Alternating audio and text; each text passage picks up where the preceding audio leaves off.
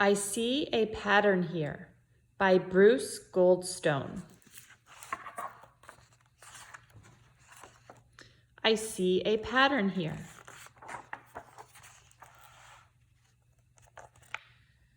Do you see a pattern here?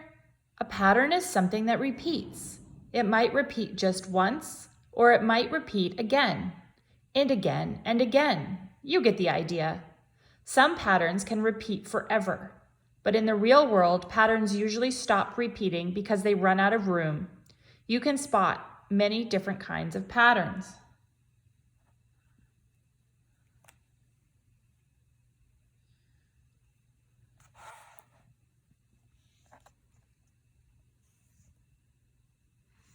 Math speak. Mathematicians use special words to describe patterns. Check out these speech balloons if you want to talk math speak too. What's next? Since patterns repeat, you can use them to guess what comes next. What bead would you add to each string? Look at the pattern on the beads on the string. Which bead keeps the pattern going?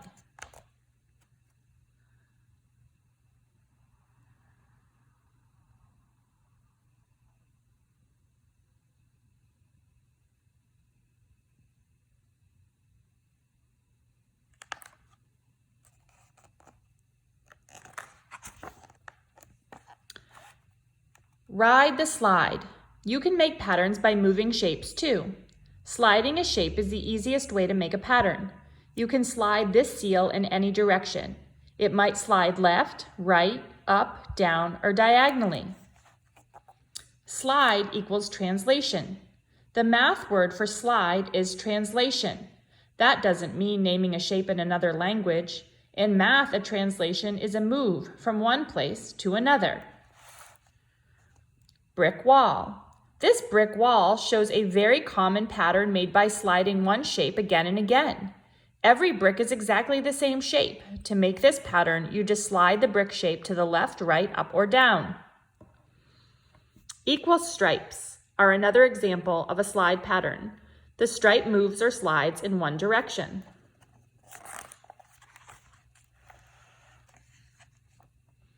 Fabrics can show fabulous patterns. This Indian cloth shows a block print. First, an artist carved the pattern into a wooden block. Then the artist rolled ink on the block and stamped the fabric again and again. Another artist used a stencil to paint this temple wall in Laos. To make the stencil, the artist cut a pattern out of a thin sheet of paper or other material. Then the painter placed the stencil on the wall and painted the part of the wall that showed through the holes. Finally, the painter slid the stencil over and repeated. Slide patterns show up in three-dimensional objects too. Can you spot the slides?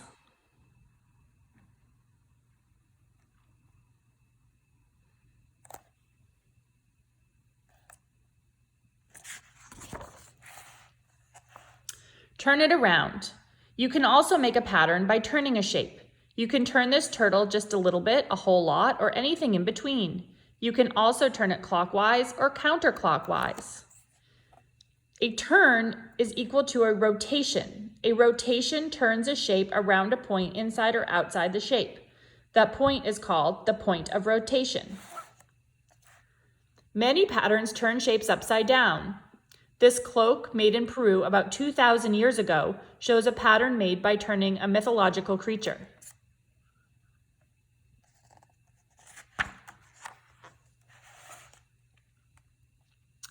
Can you spot some upside down turns in this mud cloth from Africa? Artists in Mali make these designs by leaving special mud on the fabric for a long time, up to a year. When the time's up, they wash off the mud. Dyes from the mud leave patterns on the cloth. Upside down equals a 180-degree turn. Degrees are a way to measure how much you turn a shape. There are 360 degrees in a circle. When you turn a shape upside down, you turn it 180 degrees. You'll often find turn patterns on round things, such as plates, baskets, tires, and saw blades.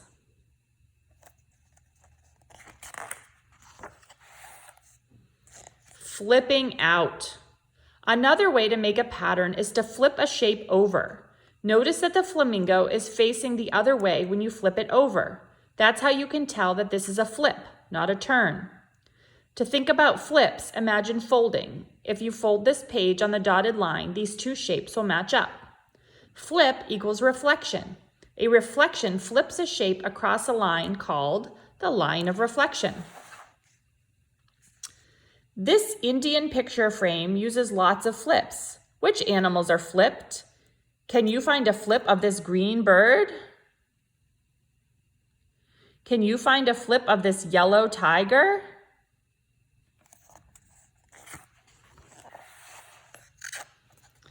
Flip patterns show up in fancy designs, such as lace and silk fabric.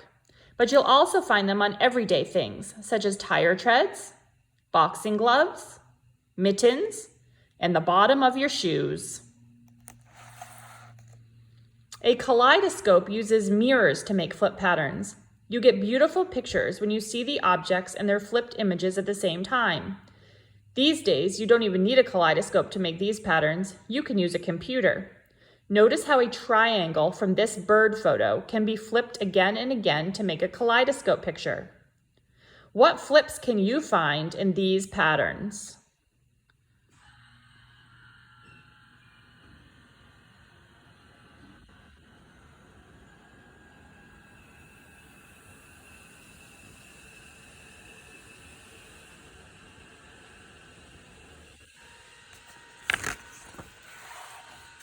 Follow the fold.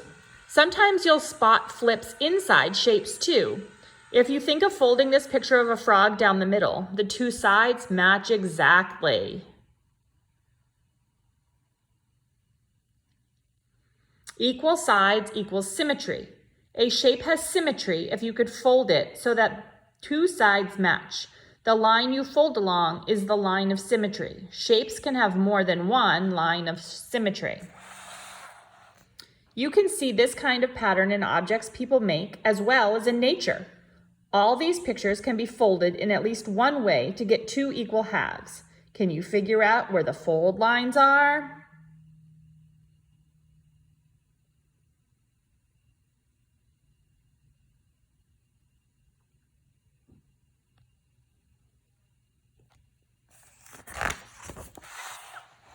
One size doesn't fit all. Sometimes a pattern uses the same shape in different sizes. You can make this sparrow bigger or smaller. This pattern shows circles cut out of metal. All the circles are the same shape, but there are many different sizes. Changing sizes equals scaling. Scaling is changing the size of a shape. If you make the shape bigger, you increase the scale. If you make it smaller, you decrease the scale. A tile mosaic from the Apollo temple in Corinth, Greece, uses triangles that get smaller and smaller towards the center of the design. The Pantheon Dome is in Rome, Italy. When you look up from the center of this temple, you see a circle of sky surrounded by squares of many different sizes.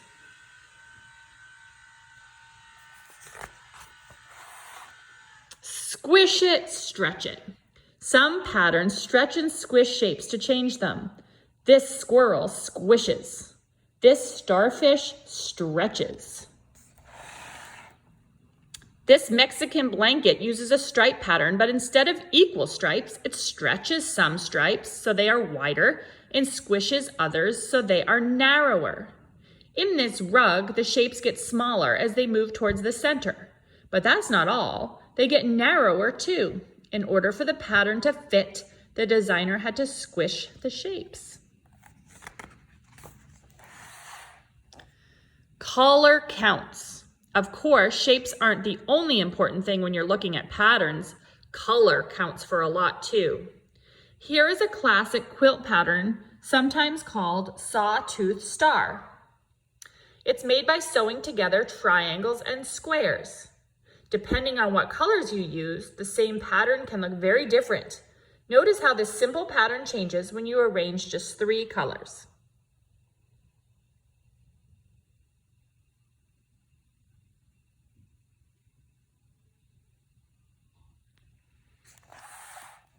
The differences pop out even more when you sew 4 sawtooth star blocks together.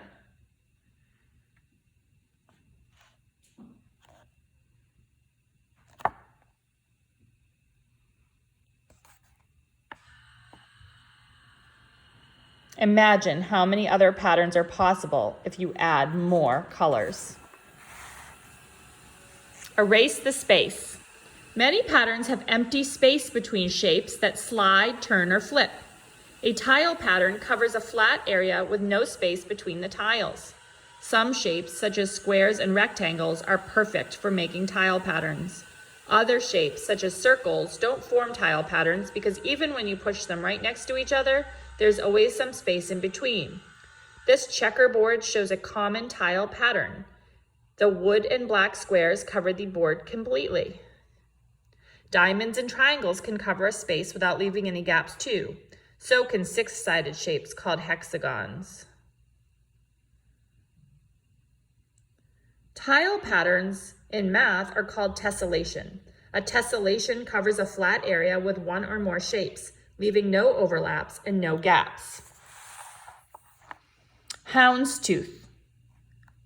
Houndstooth fabric uses a tile pattern too. Apparently, someone who named this pattern thought it looked like a dog's back teeth. Some tile patterns combine more than one shape. This patio combines squares with octagons, shapes with 8 sides. The Alhambra is a palace in Granada, Spain. Here are just a few of the tile shapes and patterns that decorate its walls.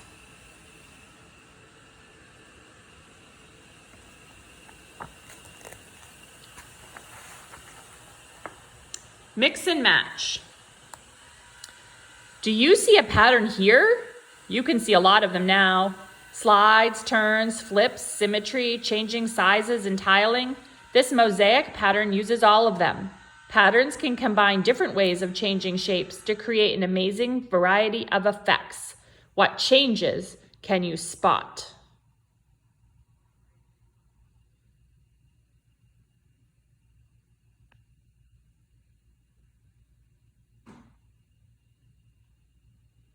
Change equals transformation. Anytime you change a shape, you transform it. Translation, rotation, reflection, and scaling are different kinds of transformations. Repeat after me. Some ideas for creating your own patterns. Building blocks. Next time you pull out your plastic blocks, make a pattern. You might build a pattern that repeats again and again, or one that grows. When you're done building, pass your structure to a friend. Can your friend find and continue your pattern? Stamps. Stamps are great for making patterns with slides and turns. You can use rubber stamps and ink pads, or carve your own shape out of a potato and apply poster paint. Your patterns can decorate book covers, wrapping paper, posters, notebooks, and t-shirts. Paper cutouts. Scissors and construction paper are all you need to make some terrific flip patterns. Make paper doll chains by folding a sheet in half and then in half again. Draw the shape you want to cut out. Be sure that some of the shape goes over the folded edges so your paper dolls will hold together when you cut them out. Your chains can be people, animals like these squirrels, or any other shape you want. You get another kind of flip pattern when you fold a square in half along the diagonal and then fold that triangle in half twice more. This is how you get snowflakes or rings of flipping shapes like these snakes.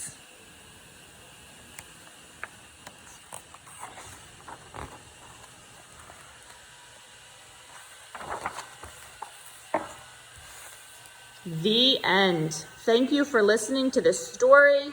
Please continue making your own patterns and deciding what kind of patterns you've made. Thank you.